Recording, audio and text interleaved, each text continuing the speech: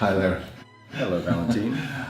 As a history of second portrait of Peter Sells, start with the first portrait of Peter Sells, which I accomplished a year and a half ago. It was very complicated.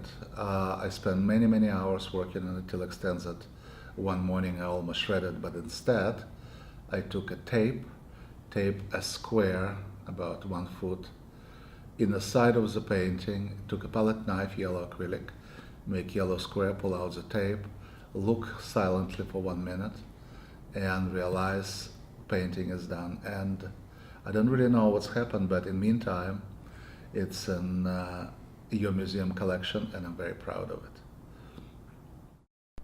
The idea of second portrait came very unexpectedly. One day, Peter called me and asked me to have a lunch with me. We went to Sal's, and during the lunch time, Peter asked me what's my art plan, what my scheduled show. I told him that 2019 I will have a major show of portraits in Sonoma Valley Museum of Art. And Peter quietly looked at me and he said, I will be 100. That's right, yeah. And I almost feel like a light bulb, turn on in my head. And I asked him right away, can I come tomorrow to make a photo shoot for another portrait? Second portrait of Peter. It was the first portrait of my new series of portraits of a large size, 70 inches by 52, gigantic. I add to my technique of previous portrait new material, which is oil stick. It's same oil color with a squeezed excess of oil, basically left only pigment. And it's drying like oil color, which is oil pastel, never dry.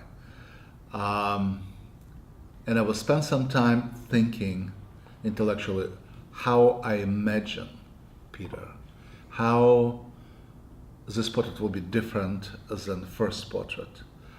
And came a couple of ideas. First, I want him to see a little bit up, to have like interesting, very optimistic look up.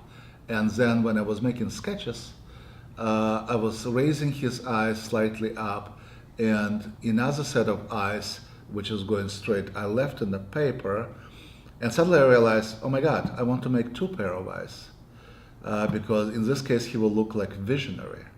During the painting, it was interesting, I was using brush stroke with liquid, and then with a gigantic brush, I was making this horizontal smear, so paint with a more vertical or different side brush stroke was slightly spreading in a horizontal way, which give a sense of time in my belief.